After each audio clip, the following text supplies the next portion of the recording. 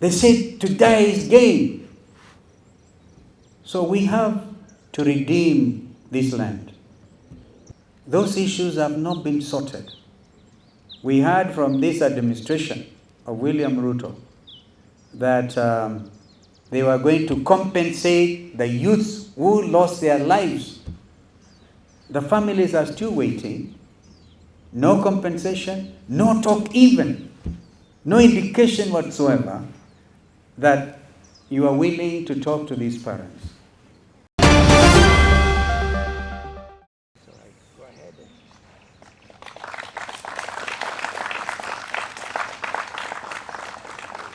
Thank you. Thank you, sir. Keep up the good work. Thank you. You can say a word or two. Wow. Thank you.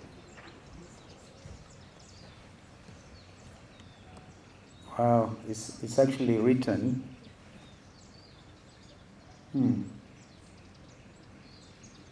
Regional conflict mediator. And my name. And actually 5 stars. 5 stars. Well, ladies and gentlemen, and Madam Evelyn Bright, I like the name. Yeah, and then Ausa. This gentleman is in charge of 72,000 CBOs in the country. And how they managed to do this it remains a mystery. And CMA, it's amazing that you're doing this for the first time. We congratulate you. And I also want to congratulate my fellow awardees in the various categories. And I'm sure that I would have loved to join them at the Serena, but there was a bit of a mix-up. We were ready to go to Radisson Blue, then it was changed to Serena. Be that as it may, we have a country to think about, to love, to uphold the principles that hold us together, basically the rule of law. And we have a region that is in dire need of mediation. And even before you go to the region, the country itself, I happen to be a certified mediator myself, and I went through a mediation course. And I'm sure that may not have been captured. But people remember that when we were given some jobs to do by 2 presidents, President Daniel Arap Moi that time as a young foreign minister. And if you allow me to mention Evelyn, you just mentioned to me that your grandmother is a famous Elizabeth Bagaya who served as foreign minister in Uganda. And now she's doing regional work, literally. Can somebody hold this for me? Now that I've taken possession. So you see, you have that DNA of working for regional well-being, the integration of East Africans. I gather from Evelyn that the next stop will be Dar es Salaam in February, and that we want to bring on board people like my friend Jakaya Kikwete and others. And I remember that Kenyans and East Africans will have forgotten that I was actually given the responsibility by Bayao, believe it or not, by 3 presidents, President Yoweri Museveni, President Moi, and President Ali Hassan Mwinyi, to jumpstart the East African community. That time it was just cooperation. And I was the first chair of that ministerial tripartite commission. My colleagues were at that time, Foreign Minister of Tanzania was Regasira. Kikwete had not even been appointed Foreign Minister. And Rugunda, who later became Prime Minister of Uganda, was also the Foreign Minister of Uganda. We worked with speed because we recognize East Africans made a terrible mistake when the East African community collapsed in 1977.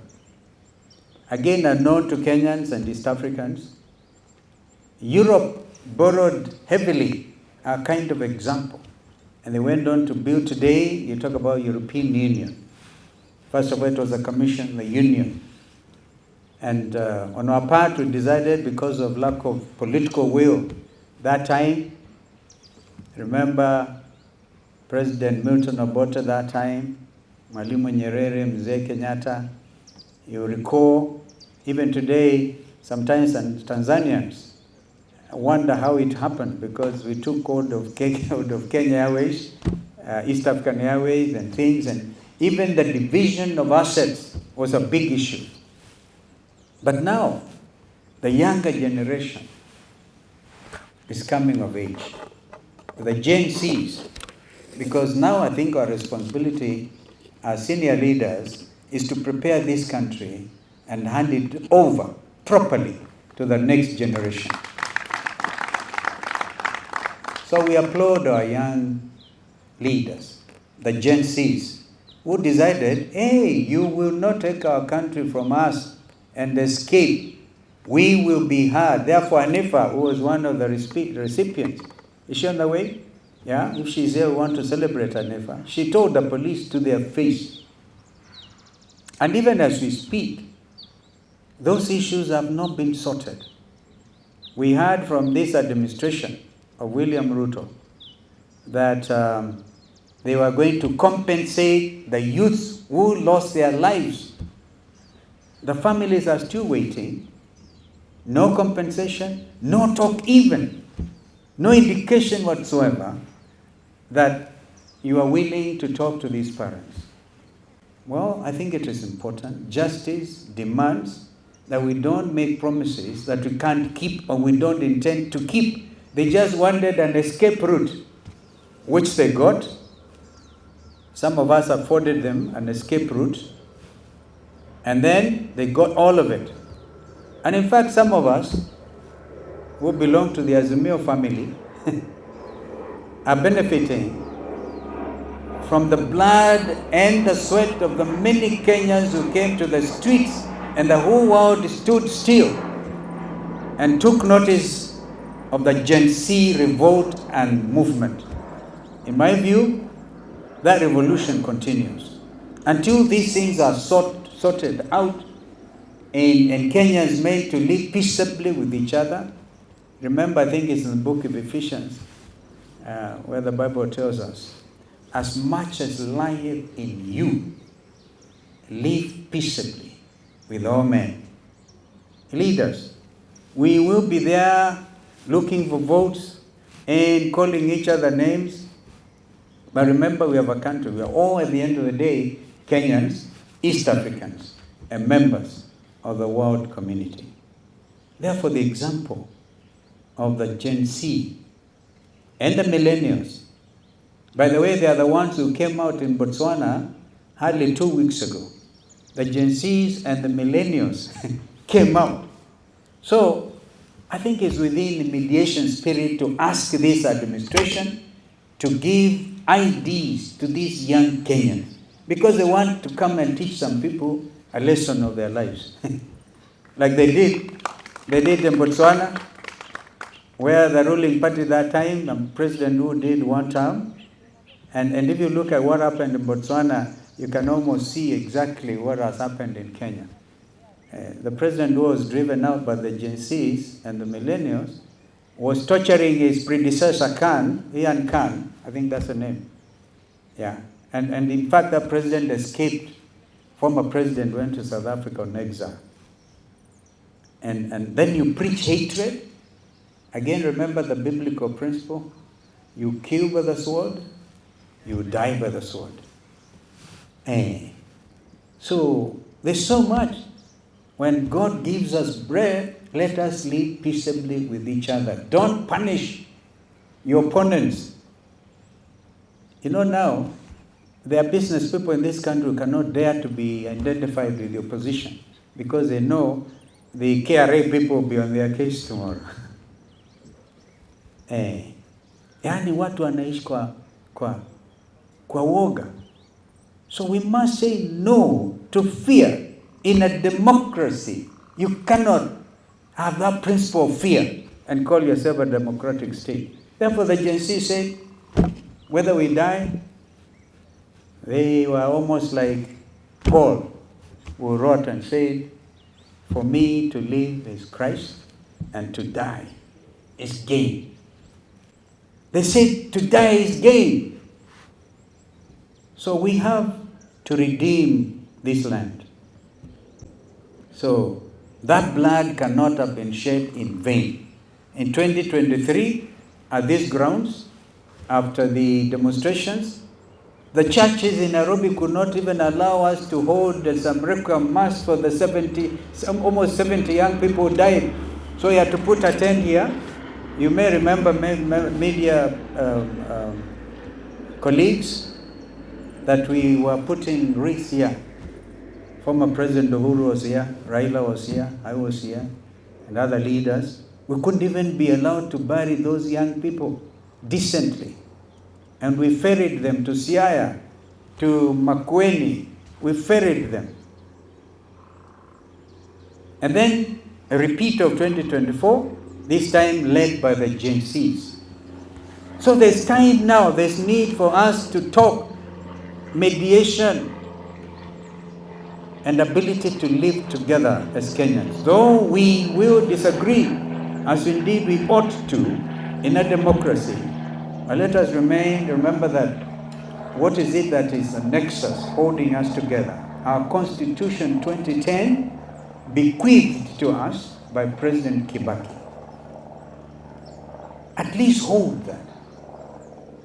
Let's hold to that constitutionalism, that sense of constitutionalism and the rule of law. And when we say tumeumizana, people should be to say sorry literally and do something about it. We will on Friday here be addressing a very critical issue because our research team is on it. So media, don't be tired. We want to talk about this vaccination of 22 million cows. Mutashangaa kabisa the reason behind it. People using climate change debate say our cows produce methane gas, which is okay. Our cows, right? And because of the clever Kenyans actually do biogas, they cook with it. Now they want to vaccinate our cows in order to stop producing. Yeah, can you imagine? Because they say you in offend the ozone layer, and to use Kenya as a guinea pig. So after this vaccination of 22 million cattle, we will be eating meat that has been genetically modified. It's not enough that they have lifted the orders on GMO and we have gone to the appeal court. GMO imekubalika. We need therefore this mediation spirit in us so we know, tell each other the truth. So this is really, come to think of it, this is dangerous stuff. But we'll be talking about it on Friday. When Jeremiah Kioni kept on talking about this over the weekend, I was wondering, what is Kioni talking about? Until the reality has hit me. So we will say a polite and firm no to some of these machinations. And we'll ask our people. By saying no, you're not saying you don't belong to Kenya or you want to immigrate. No, this is the only land. This is our land. Yeah. In the book of Isaiah, Kenyans have tried to identify where Kenya is. The land beyond the rivers of Ethiopia. So this land is important. Kwa hivyo mimi nawashukuru sana. I don't know whether it will be in order for me to ask one or two of my colleagues. Yeah, Paloma. We take a picture first. We face that way. So you want us to turn the chairs? The front. Okay. I really hope I never could be here in time. Okay, so I award I award my present again. I need it. Anifa Ajafika. How far is he? She's by the gate. Let me ask By the gate, is there. team to pick up. You know, this again is the Law Society Yes, justice. justice. Let justice reign, Yes. like rain, and balance yourselves. Thank you, Robert. Maybe Robert could join us somewhere. We come in the, Robert I is think a we need to go to the deputy front. minority leader, I'm saying we stand at the actually front. deputy majority. Yeah. Oh, we come here. Yeah, these leaders have come. Wanaacha mambo yao to come and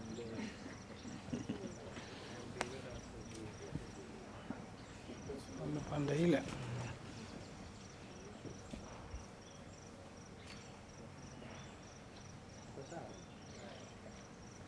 Possibly, jump into the mzee hiyo namba nne. The only trouble is his name is Zakayo. A good guy.